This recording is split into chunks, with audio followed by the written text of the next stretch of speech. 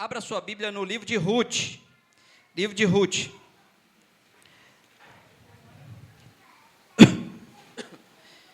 Nós vamos trazer, irmãos, uma série de mensagens no livro de Ruth. Serão 5 mensagens nesse livro. Capítulo 1, versículos 1 a 5. Livro de Ruth, capítulo 1, versículos de 1 a 5. Será a nossa primeira mensagem nesse livro. E até o primeiro domingo de fevereiro. Espero em Deus que nós tenhamos aqui terminado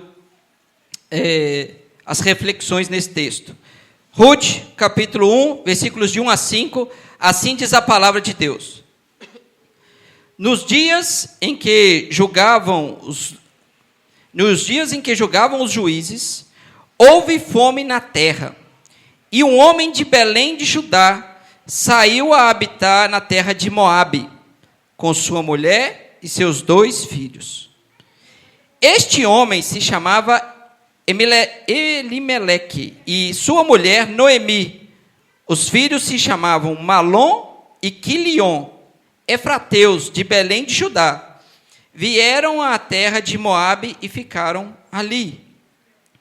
Morreu Elimeleque, marido de Noemi, e ficou com os seus 2 filhos, os quais casaram com mulheres moabitas. Eram o nome de uma órfã e o nome de outra Ruth, e ficaram ali quase 10 anos. Morreram também ambos, Malom e Quilion, ficando assim a mulher desamparada de seus 2 filhos e de seu marido. Vamos orar? Pai, obrigado por termos a Tua palavra diante de nós, a gente poder ler ela, e nesse momento, Deus, debaixo da orientação do Teu Espírito Santo, ser guiados nela, Pai. Então, nos ajuda, Pai, a crescer nela, a aprender mais com ela, que o Senhor fale conosco poderosamente por meio desse livro, o livro de Ruth, que nós possamos encontrar em cada texto que nós lermos aqui, Deus, a poderosa salvação que o Senhor trouxe para o Seu povo. Essa, Deus, é a minha oração em nome do Senhor Jesus. Amém e amém.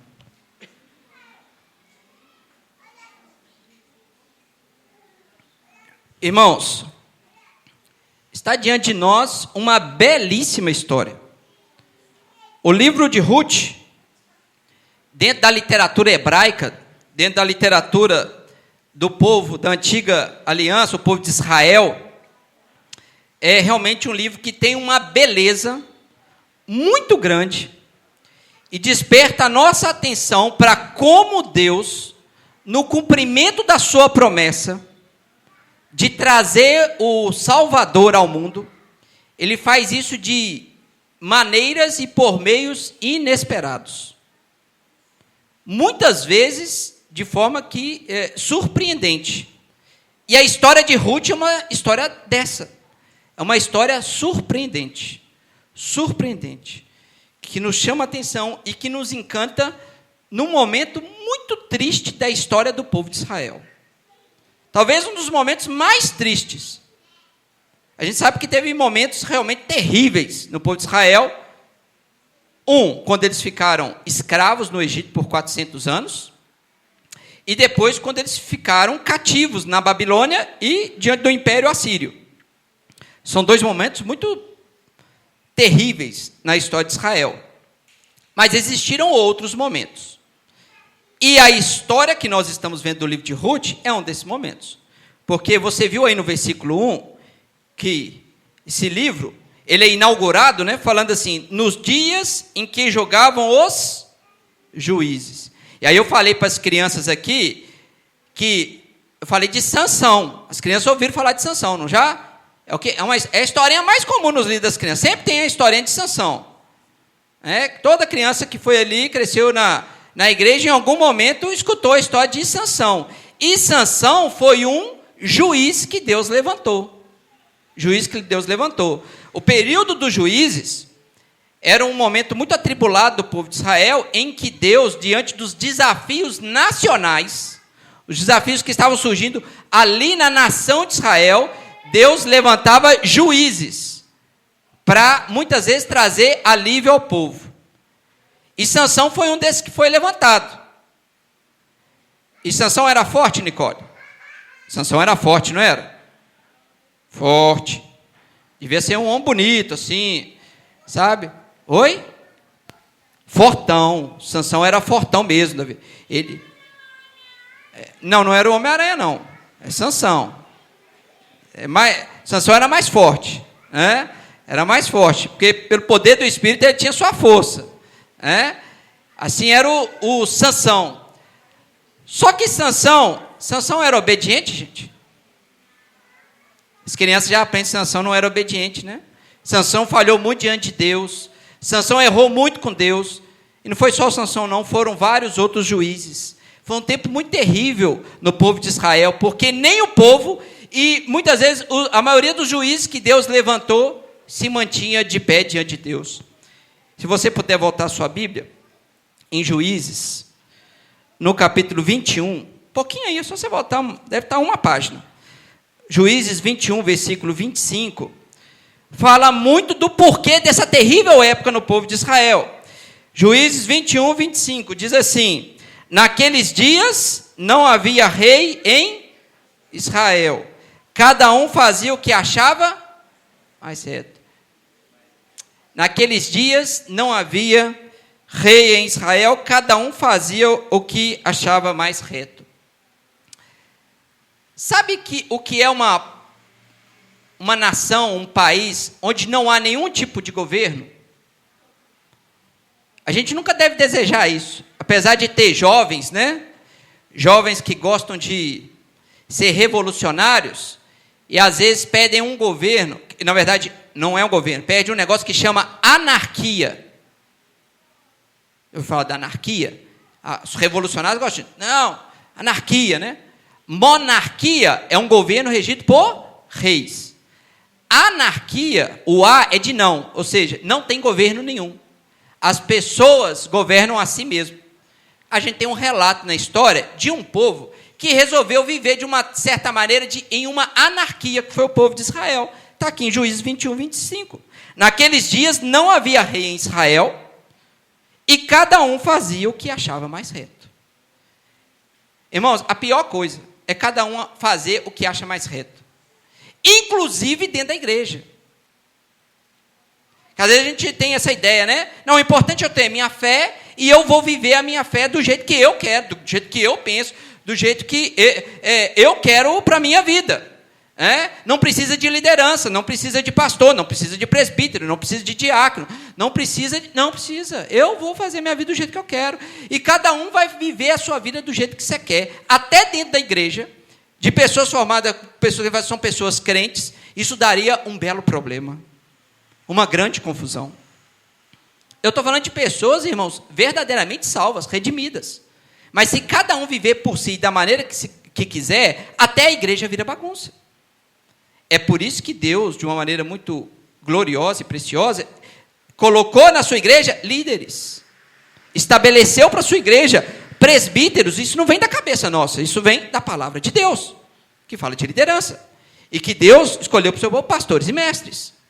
E os presbíteros são pastores, né? O sinônimo da palavra presbítero é a mesma para pastores, nesse sentido, né? Tanto que o pastor é um presbítero. Na igreja presbiteriana, eu sou um presbítero. Um presbítero docente, que ensina. Os presbíteros são presbíteros regentes, que ajudam no cuidado espiritual do povo. Mas todos são presbíteros, eu sou presbítero. Então, veja só, isso é Deus estabelecendo, porque Deus sabe que ninguém pode viver, todo mundo aqui não pode escolher a forma como vai viver a sua vida de maneira tão livre assim. Não que aqui tenha uma prisão, mas é um cuidado de Deus a gente saber que existem autoridades. Autoridades. E isso está guardado no 5º mandamento, irmãos. No 5º mandamento. Honra teu pai e tua mãe. Aquele mandamento tem um efeito não só para o pai e para a mãe. Deus colocou aquele mandamento para que a gente pudesse reconhecer a necessidade de todo tipo de autoridade, a começar na nossa casa, o pai e a mãe. Mas existem outras autoridades sobre as nossas vidas, e é isso que o 5º mandamento fala. Existe autoridade. E lá em Romanos 13, a gente vai entender que toda autoridade ela é instituída por quem? Por Deus. Deus, ele ama a autoridade. Ele odeia o autoritarismo. Ele tem pavor desse negócio de ditadura, autoritarismo. Mas ele ama a autoridade porque foi ele que deu para os povos. autoridade. E para os governantes deu autoridade. Tem gente que vai pagar um alto preço por ter sido uma péssima autoridade. E Deus vai cobrar da maneira correta. Então, num certo sentido, apesar de tudo que a gente vê, a gente não precisa temer tudo que está diante de nós, porque o nosso justo juiz há de cobrar de todos aqueles a quem ele deu autoridade.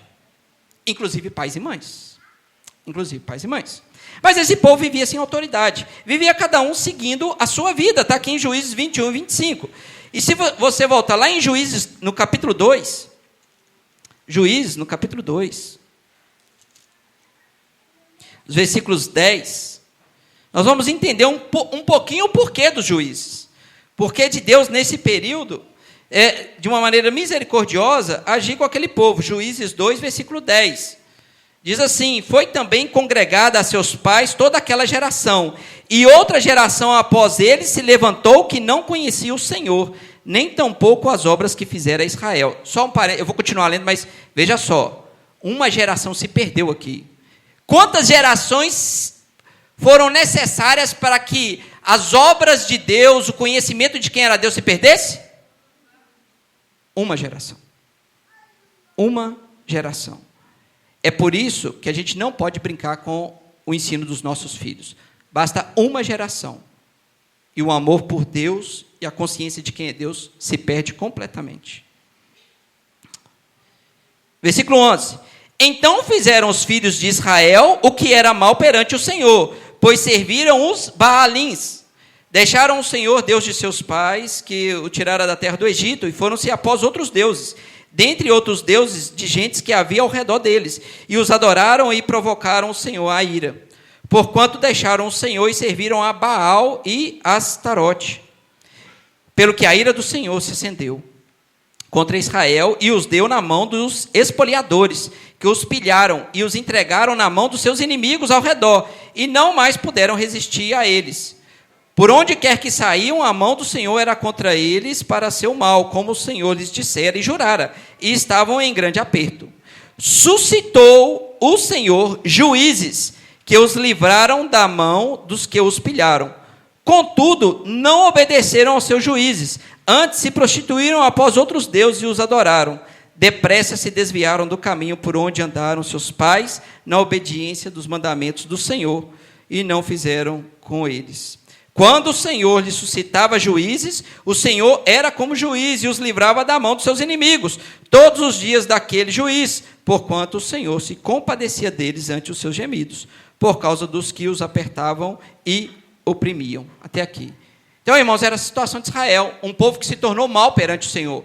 Por quê? Porque uma geração descuidou, a outra geração que veio não conhecia mais sobre quem era Deus, o que Deus fez e toda os mandamentos que Deus tinha dado no deserto. Aquilo se perdeu, o povo tinha acabado de se estabelecer na terra de Canaã, mas existiam muitas terras ainda para serem conquistadas, e no meio desse processo o povo se perde. E esse povo agora começa a ser afligido por outros povos, e não é à toa, porque Deus falou: o dia que vocês me desobedecerem, virão sobre vocês maldição. E para não ter dúvida, irmãos, não é que Deus é cruel, Deus é justo.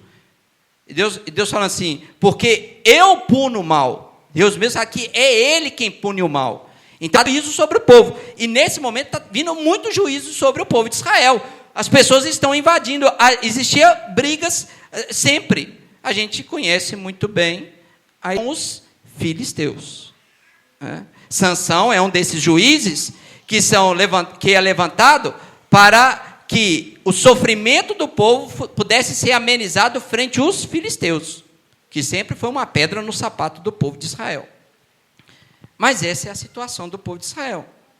Eu queria que você voltasse em Ruth, no capítulo 1, no versículo 1. Porque agora a gente já pode pisar um pouquinho melhor dentro do livro de Ruth, entender qual é o contexto. Então, o contexto é de um grande problema nacional de Israel. Israel estava com problema. Aonde? Em todo canto. É por isso que vários juízes são levantados em diferentes locais. Várias tribos. Esses juízes tinham uma característica de ser aqueles que estavam atendendo a determinadas tribos. A gente sabe que o povo se estabeleceu ali, as 12 tribos estão estabelecidas na terra de Canaã, como promessa de Deus. Esse livro está muito perto de Josué. Josué foi aquele que Moisés não entrou na terra de Canaã, mas Josué cumpriu aquela missão de se estabelecer na terra de Canaã. Mas Josué, ele tinha morrido e os juízes agora entram em cena. Mas há um grande problema nacional. E esse é o cenário que está lá narrado no livro de Juízes. Só que veja, irmãos, como Deus, e aqui está a beleza do livro de Ruth. Aqui está a beleza do livro de Ruth. Você precisa levar para casa isso hoje. Deus, ele sabe que tem um grande problema nacional. E ele está cuidando desse problema nacional de Israel. Ele está tratando, ele está levantando juízes. Os juízes, eles eram uma espécie de uma pessoa política militar. Fazia um papel político e militar no meio do povo. E ele está cuidando disso, ele está resolvendo, porque ele não abandona o seu povo. Deus não abandona o seu povo. É por isso que o povo de Deus é disciplinado, irmãos. Porque se Deus quisesse mesmo colocar toda a sua ira sobre o povo de Israel, ele iria abandonar o povo. Deus não faz isso. Ele está disciplinando o povo dele. Ele está disciplinando. E há esse grande problema.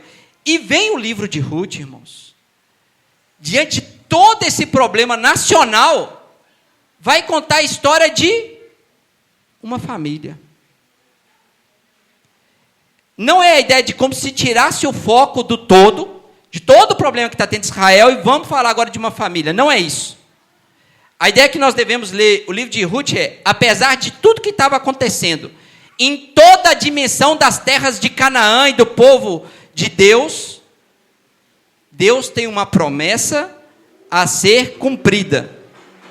Uma promessa que ele deu lá no Éden, a Adão e Eva. Olhando para Eva, fala assim, de ti vai vir aquele que vai pisar a cabeça da serpente. Quando Deus olha para tudo que está acontecendo no povo de Israel, toda a maldade, Deus sabe exatamente qual é o fruto de toda aquela maldade que estava acontecendo em Israel. O problema daquilo está ligado lá no Éden, é o pecado. É a rebelião contra Deus, a rebeldia contra Deus, a desobediência contra Deus. O que o povo está colhendo no livro de Juízes é o que todos nós estamos colhendo desde o Éden. Só que no Éden houve uma palavra de graça. Eu vou fazer com que venha da semente da mulher aquele que vai pisar na cabeça da serpente. Então, diante de todo aquele caos da nação de Israel, agora vem a palavra de Deus e fala assim: havia, nos dias em que julgava os reis dos juízes, e vai vir a história de uma família, que vai chegar em Ruth. Mas nós só vamos entrar um pouquinho na história hoje. Infelizmente, eu queria tratar a pior parte da história. A pior parte da história, que está nesses 5 versículos que nós lemos. Porque nesses dias em que julgavam os juízes, versículo 1, que era um momento muito terrível, houve fome na terra. Houve fome na terra. E um homem de Belém de Judá saiu a habitar na terra de Moabe com a sua mulher e seus 2 filhos. Irmãos, houve fome em qual terra? Terra de Canaã. Mas não foi aquela terra que foram espias lá e falaram assim: a terra é muito farta. Os espias foram lá, na verdade, para testificar aquilo que Deus tinha falado, porque Deus prometera uma terra que manava o quê? Leite e mel. Os espias foram lá e testificaram e falaram assim: a terra é farta mesmo. Tem cacho de uva lá que é perigoso nem um jandão carregar. Estava lá na terra de Canaã. Se colocar jandão do lado, Gabriel do outro e o Joe, eles iam deitar, porque era cacho robusto, grande. A terra era farta. Essa era a terra conforme Deus prometera. Vai ser uma terra farta. Uma terra que vai trazer muitos frutos. Uma terra que vai produzir e vai manar leite e mel. Essa é a terra prometida. E é nessa terra, irmãos, que teve fome. E é estranho a gente pensar nisso, né? Porque esse povo estava estabelecido na terra há pouco tempo. Lembremos que o antecessor dos juízes foi o próprio Josué, entrando e estabelecendo a terra. E a terra já estava um caos. Porque o pecado, irmãos, ele destrói tudo. O pecado, ele não tem o poder de destruir só a vida individual. Quando o pecado ele toma conta das nossas vidas, o pecado atrapalha a nós, aqueles que estão dos nossos lados, a toda a nossa casa, e toda uma família, e toda uma terra, e toda uma cidade, toda uma nação. O pecado é um veneno no meio de todos nós. E tal era a corrupção do povo de Deus nesse momento da história, que houve fome numa terra que mana leite e mel. E um homem de Belém de Judá saiu habitar na terra de Moabe, com sua mulher e seus filhos. Esse homem se chamava Elimeleque, e a sua mulher Noemi, e os filhos se chamavam Malom e Quilion, efrateus de Belém de Judá, vieram à terra de Moabe e ficaram ali. Aí, agora, o livro de Ruth nos conta que uma família, que tinha como líder da sua casa Elimeleque, era casado com Noemi, e tinham 2 filhos, Malom e Quilion, sai de Belém de Judá. Alguém sabe aqui o que significa a palavra Belém? Casa do pão. Então houve fome na terra e não tinha comida na casa do pão. Na casa do pão não tinha comida. O pecado, irmãos, é destruidor. É destruidor. A gente não pode brincar com o pecado. A gente não pode brincar com o pecado. Faltou pão na casa do pão. Faltou pão na casa do pão. E esse homem saiu a habitar na terra de Moabe. É uma terra boa? Não, não é uma terra boa, irmãos. Ainda mais para alguém que era do povo de Deus. Porque Deus, ali, estabelecendo ali entre os cananeus, Deus deixou algo muito claro para o povo. Vocês não vão se unir a outros povos. Deus falou isso muito claro com o povo. Vocês não vão se unir a outros povos. Vocês não vão fazer coligações com outros povos. Vocês não vão fazer contratos com outros povos. Vocês não vão se casar com outros povos. Eu vou estabelecer o meu povo na terra que eu prometi. Mas essa família, através do seu líder, Elimeleque, entendeu que diante da situação que estava acontecendo ali, na nação de Israel, era melhor juntar as coisas e ir embora para uma terra pagã, que é a terra de Moabe. Terra de Moabe. Uma terra em que as pessoas não cultuavam o Deus vivo. Uma terra que não tinha compromisso com as leis de Deus. Uma terra que não tinha nenhum compromisso em adorar o único Deus vivo e verdadeiro. Era uma terra pagã. Esse homem, e não está falando que ele saiu lá por causa de pobreza. Veja só, o problema dele não era pobreza. Era uma situação naquela terra onde que havia escassez de comida. E por isso que ele vai. Ele resolve, com a sua família, sair dali. E aí eu queria colocar um primeiro ponto muito importante para a gente aqui. O que esse homem faz, em um certo sentido, irmãos, é desobedecer a Deus. É desobedecer a Deus. Porque Deus deu promessa ao seu povo. E Deus falou que aquele povo seria estabelecido na terra de Canaã. Era naquela terra. Belém fazia parte dessa terra. Esse homem, por decisões pessoais, o que ele faz é colocar toda a família em risco. Ele junta aquilo que ele tem e fala assim: é melhor eu viver em outra terra, nem que essa terra seja pagã. É melhor eu estar lá do que estar aqui, na terra que Deus prometeu, na terra que Deus nos deu.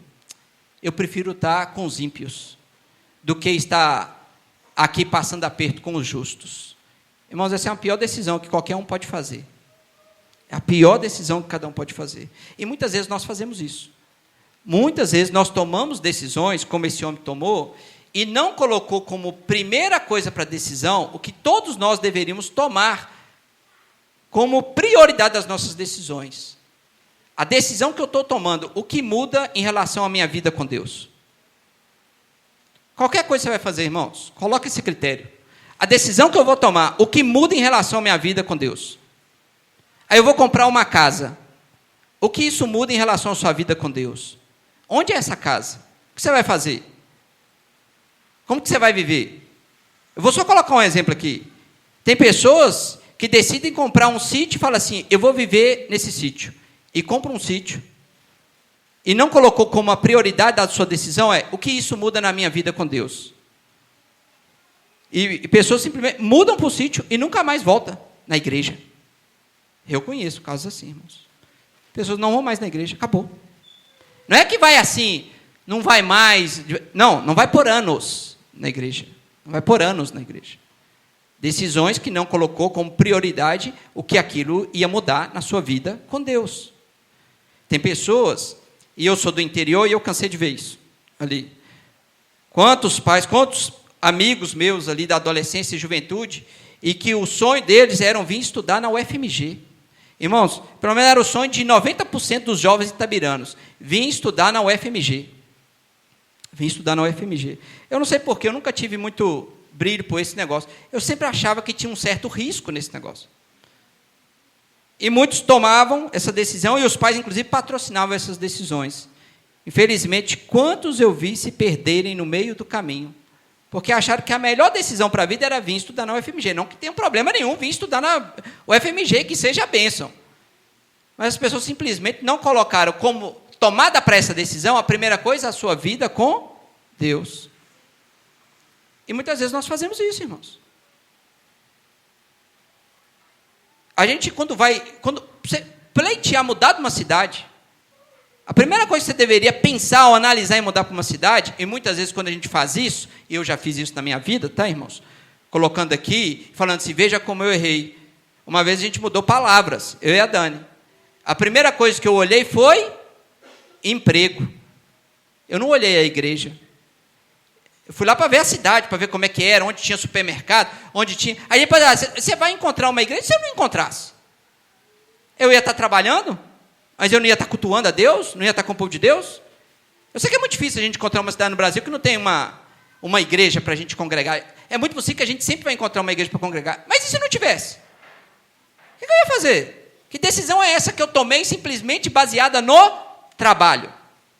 Porque o que esse homem tomou uma decisão aqui, irmãos, foi uma decisão simplesmente baseada no seu estômago vazio. Ele falou assim, eu vou para uma outra terra, que lá deve ter mais comida. Eu vou sair da casa do pão, da casa que Deus deu, e eu vou para uma terra de pessoas ímpias, pagãs. Só que existia um grande problema quando um judeu tomava essa decisão.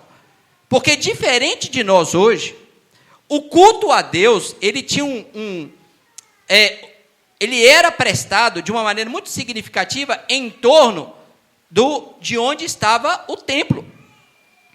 É certo que aqui ainda não tinha o templo, mas tinha o tabernáculo.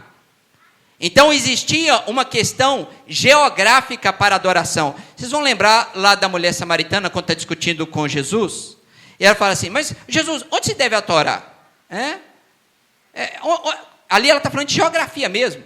Uns estão falando que aqui em Jerusalém, onde se deve adorar?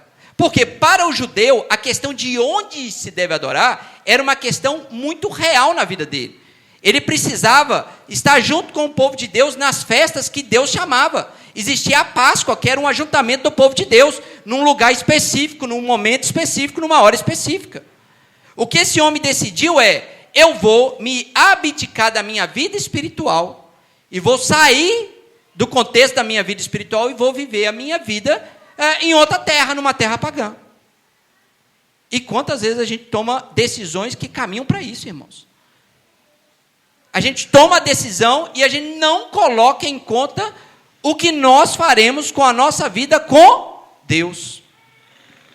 E olha, veja só o que acontece aqui. Eles foram para essa terra, tomou essa decisão.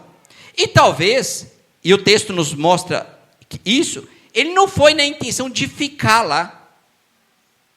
Ele foi na intenção de estar no momento ali só para dar um alívio para depois voltar.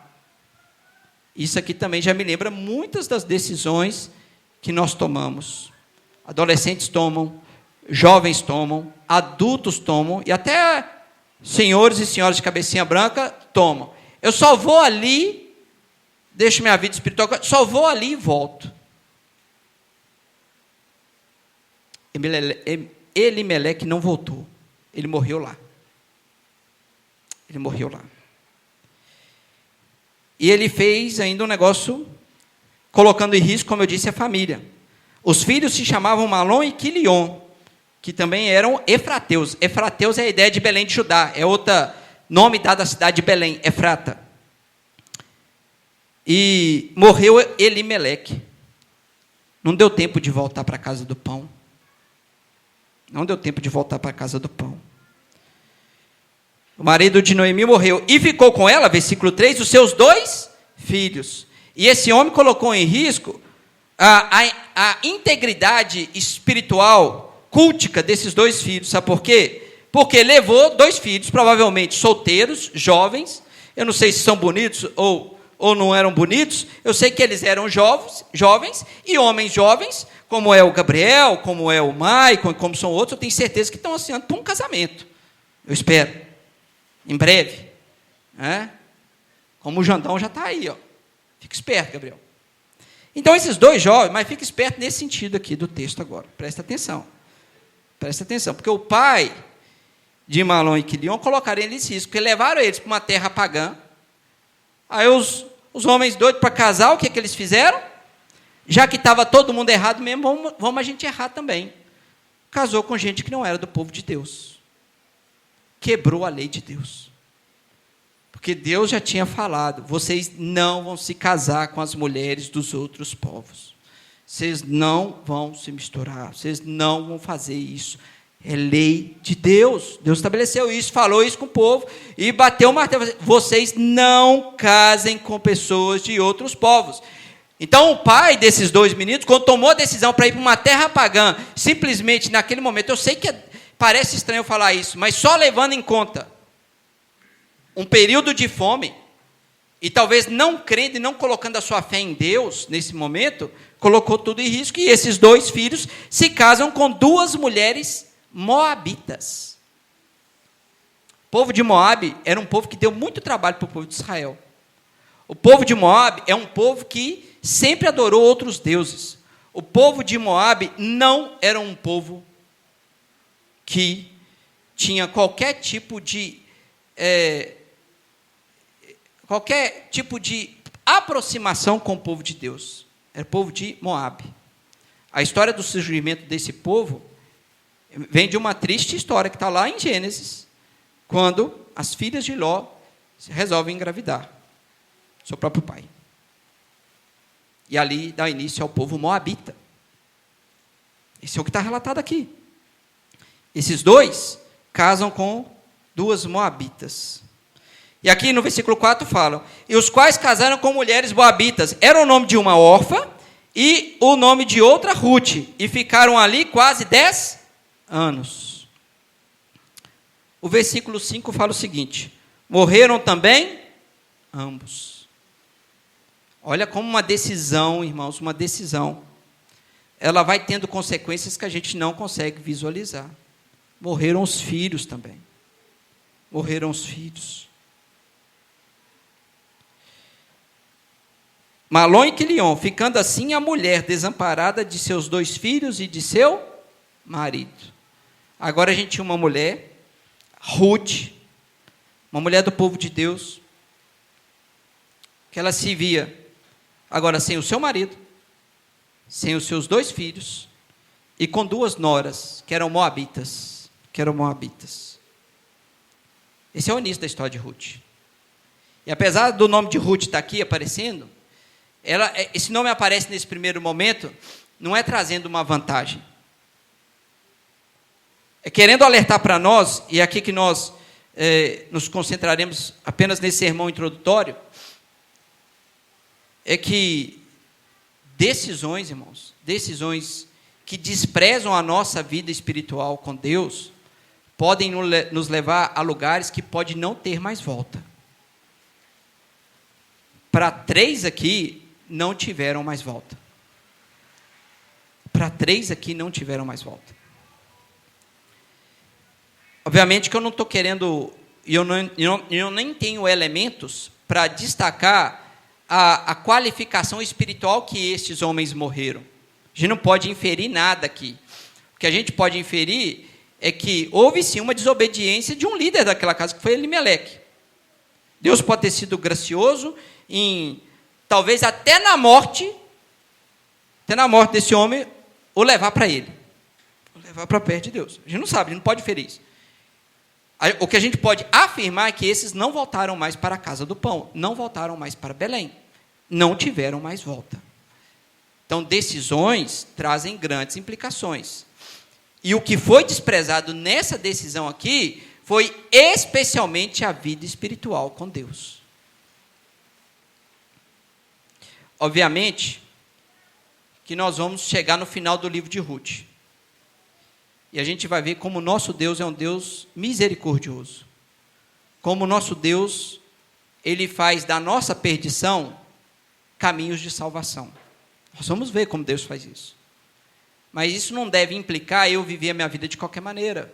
Cada um aqui viver a vida de qualquer maneira. Achar que pode ser o Senhor da sua vida, assim como estava o povo de Israel, todo mundo vivendo conforme achavam os seus pensamentos, os seus juízos. Cada um era governante sobre si, assim como Elimeleque, num determinado momento da sua vida, achou que era o governante sobre a sua vida e sobre a sua família. E nesse momento colocou a sua família em grande risco. Há uma viúva, e a gente sabe o que é uma viúva nesse tempo. Não era uma vida fácil. Não é à toa que depois nós vamos ver no domingo que vem, que a sábia Noemi, olhando para outras duas viúvas, novas ainda, Orfa e Ruth, fala assim, não vem comigo não. O que Noemi está querendo fazer é assim, deixa eu sofrer sozinha. Porque uma viúva, nesse tempo, só quase existia uma única possibilidade de sofrimento. Ela estava assim, vá seguir a vida de vocês, deixa eu sofrer sozinha. Mas Deus, ele age com graça, irmãos. Eu encerro trazendo algumas aplicações para nós aqui. Como você tem feito as suas decisões? Nas suas decisões, Deus é o primeiro parâmetro para tudo aquilo que você decide na sua vida? Onde você vai trabalhar? Com quem você vai namorar? Com quem você vai casar? Onde você vai viver? O que você vai estudar? Para que você vai estudar? O que você vai fazer? Deus, Ele é quem governa primeiramente as suas decisões. Você coloca isso na sua vida mesmo, sim, para decidir? Mas eu estou falando, abrindo meu coração, que muitas vezes eu não fiz isso. E talvez a gente pode olhar para trás, eu posso olhar hoje com 40 anos de idade, olhar algumas coisas e falar assim, eu sei por que isso aconteceu, eu esqueci de colocar Deus como a primeira coisa para que eu pudesse tomar a decisão certa. Eu abandonei, eu esqueci. Olha, é um absurdo um cristão esquecer da sua vida espiritual para tomar decisões na sua vida. Isso é um absurdo. Segunda coisa. Talvez você está ouvindo esse sermão hoje, como eu ouvi para mim mesmo. E decisões já foram tomadas, já estão tomadas. Não tem mais volta. Deus está nos dando uma oportunidade que Elimeleque não teve. Talvez Deus está nos dando a oportunidade nessa noite de falar assim, junta suas coisas agora e volta para Belém, volta para a casa do pão, volta para onde tem comida que alimenta a alma. É hoje, não é semana que vem não, não é amanhã não, é hoje. Deus está chamando a gente hoje para restauração, para salvação, para estar buscando Ele novamente. Mas as coisas estão difíceis, mas a igreja tem os seus problemas, tem sua dificuldade. Mas é aqui que Deus abençoa o povo dele. Com todos os nossos problemas, com todas as nossas falhas, é aqui que tem pão. É aqui que tem pão que farta a alma. Esse pedacinho de pão não mata a nossa fome física, mas alimenta a nossa alma espiritual. A casa do pão. Deus está nos chamando para restaurar isso. E Ele está falando claramente com todos nós hoje. Não deixa para amanhã. Volta para a casa do pão. Volta para a casa do pão. Então, decisões, irmãos. Como eu já tenho na minha vida decisões tomadas, que às vezes eu falo assim, agora o que eu faço? Corrige. Deus está nos chamando para corrigir.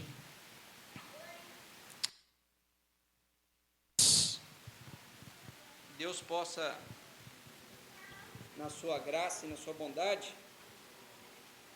nos nos alertar que sempre há um momento para a volta. Sempre há um momento para a volta, sempre há a possibilidade do retorno. Que Deus possa nos ajudar em nossas decisões, que Deus possa nos ajudar a caminhar em graça e salvação.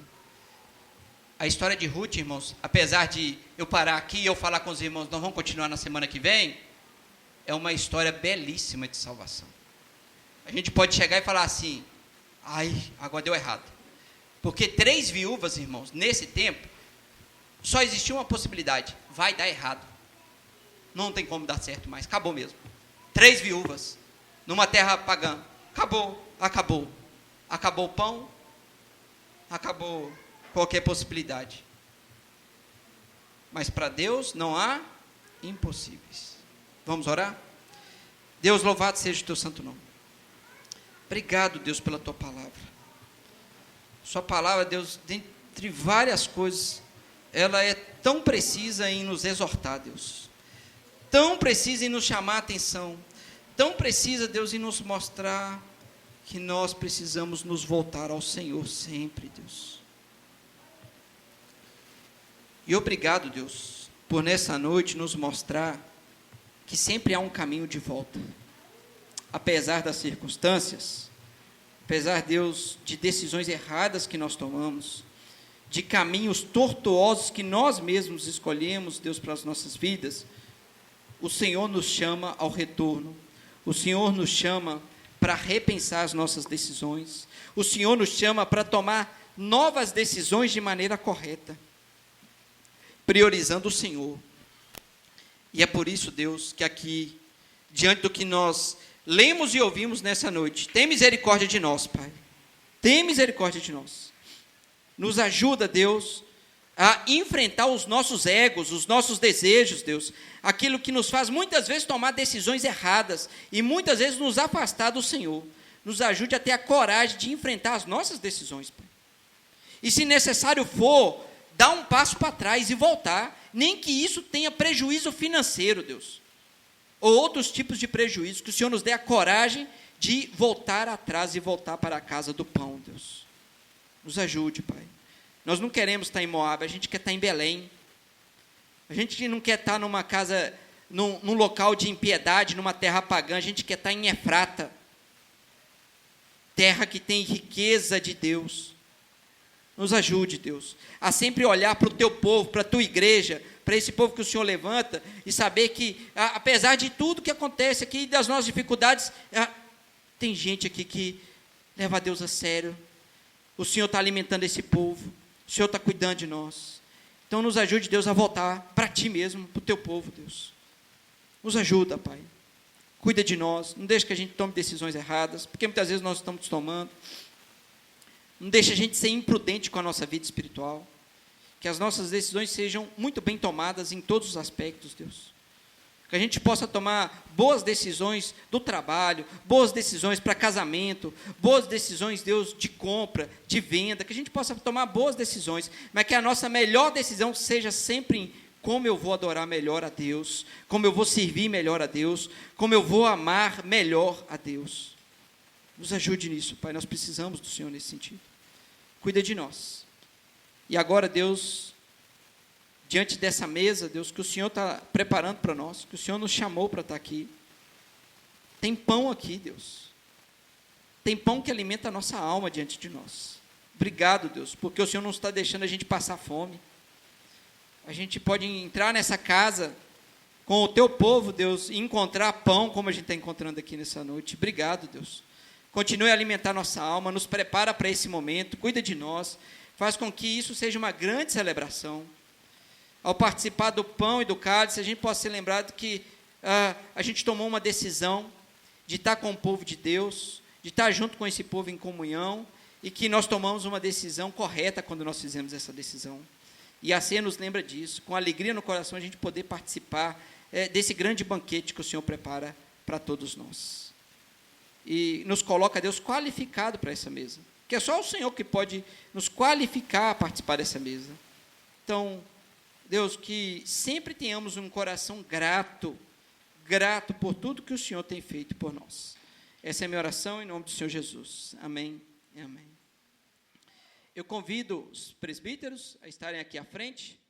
Nós vamos, nesse momento,